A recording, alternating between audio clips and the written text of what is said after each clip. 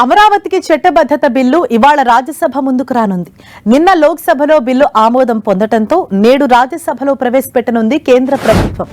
రాజ్యసభలో బిల్లును కేంద్ర మంత్రి నిత్యానందరాయ్ ప్రవేశపెట్టనున్నారు.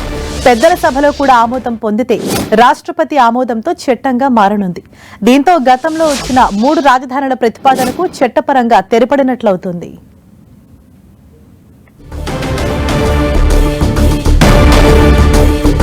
ఇవాళ రాజ్యసభ ముందుకు అమరావతి చట్టబద్ధత బిల్లు అనేది రానుంది. నేను మనం చూసాం, లోక్సభలో బిల్లు ప్రవేశపెట్టారు. 2 గంటలకు పైగా చర్చ జరిగింది. ఇవాళ కూడా సుమారు 2 గంటల వరకు కూడా చర్చ సాగే అవకాశం ఉన్నట్లు తెలుస్తోంది. మరింత సమాచారం అందించేందుకు ఢిల్లీ నుంచి మా ప్రతినిధి గోపి మనకు అందుబాటులో ఉన్నారు. గోపి,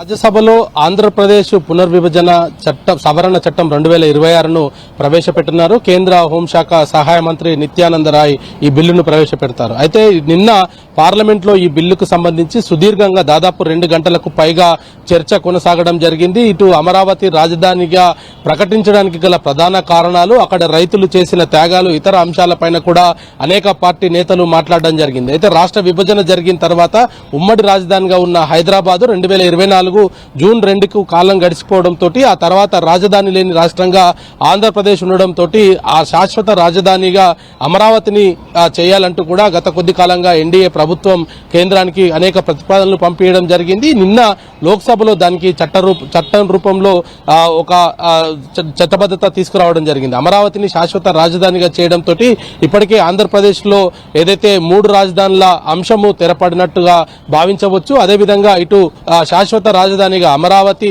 సిఆర్డీఏకి సంబంధించిన ప్రాంతం అంతా కూడా ఆ రాజధాని ప్రాంతంలోనే ఉండబోతుంది. మరి ఇటు ఇప్పటికే గుంటూరు అదేవిధంగా విజయవాడ మధ్యలో ఉన్న అభివృద్ధికి సంబంధించి కావచ్చు, ఇతర ప్రాంతాలన్నిటిపైన కూడా రాష్ట్రం ప్రత్యేక దృష్టి సారిస్తుందంటూ కూడా చెప్పడం జరిగింది నిన్న లోక్సభలో. అయితే ఈ రోజు రాజ్యసభలో కూడా దాదాపు 2 గంటల పాటు కూడా చర్చ జరిగే అవకాశాలు కనపడుతున్నాయి. ఇటు కేంద్ర మంత్రులు, కేంద్ర సహాయక మంత్రి పెమ్మసాని చంద్రశేఖర్ తో పాటు కేంద్ర మంత్రి పౌర విమానయాన శాఖ మంత్రి రామ్మోహన్ నాయుడు కూడా ఈ రోజు రాజ్యసభలో హాజరవుతారు. దీన్ని ఈ చట్టం తీసుకురావడము, రాజ్యసభలో ఈ యొక్క చట్టాన్ని ప్రవేశపెట్టడము, దానిపైన జరిగే చర్చ, ఓటింగ్, వీటన్నిటిని కూడా ఆంధ్రప్రదేశ్ మంత్రి నారా లోకేష్ కూడా రాజ్యసభలోని గ్యాలరీలో కూర్చొని వాటన్నిటిని కూడా చూడనందుకు ఈరోజు ఢిల్లీ కూడా చేరుకోవడం జరిగింది. మరి రాజ్యసభ బిల్లు ఆమోదం పొందిన తర్వాత నెక్స్ట్ జరగబోయే కేబినెట్ ముందుకు ఈ బిల్లు రాబోతుంది.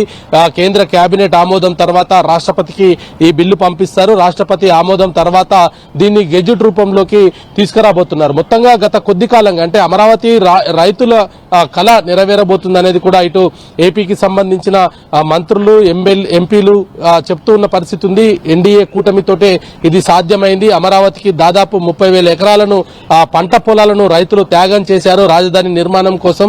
హైదరాబాద్ లాంటి అద్భుతమైన నగరాన్ని అమరావతి, దానికి మించిన నగరంగా అమరావతి తీర్చిదిద్దుతామనేది కూడా చెప్తూ ఉన్న పరిస్థితి ఉంది. మరి ఈ రోజు రాజ్యసభలో ఈ బిల్లు పైన ఓటింగ్ ఉంటుంది. మూజువాని ఓటుతోటే ఈ యొక్క బిల్లు పాస్ కాబోతుంది. అయితే ఇటు ఇప్పటికే లోక్సభలో బిల్లు పాస్ అయిన నేపథ్యంలో రాజ్యసభలో ఈ బిల్లు అనివార్యంగా ఖచ్చితంగా పాస్ అయిపోతుంది. ఆ తర్వాత కేంద్ర కేబినెట్ వద్దకు వెళ్తుంది. ఆ తర్వాత రాష్ట్రపతి వద్దకైతే వెళ్లి చట్టబద్ధత రానుంది. Harsha, thank you Gopi.